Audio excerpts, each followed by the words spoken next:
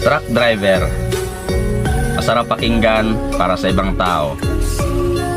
Akala nila napakadali lang ang ating trabaho.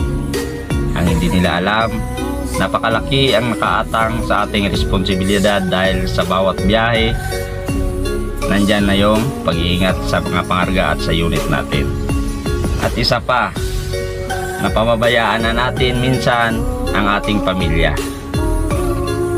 Dahil mas inuuna natin ang ating trabaho para may susuporta sa pangangailangan ng ating pamilya.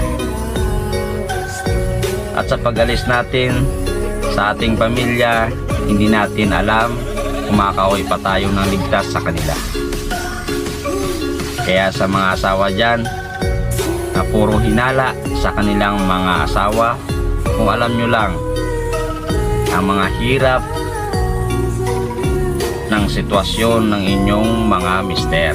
Pag nasa biyahe, tinitiis nila ang pagod, gutom, puyat, alang-alang sa inyo. Kaya kung pag-iinalaan nyo lang naman, mas mabuti pang ipagdarasal nyo na lang na ligtas sa araw-araw na biyahe ang inyong mga asawa.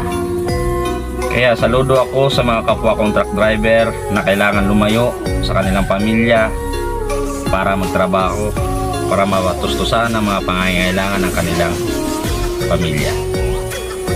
Proud ako bilang isang biyahero dahil ranas ko rin yung mga ganyan.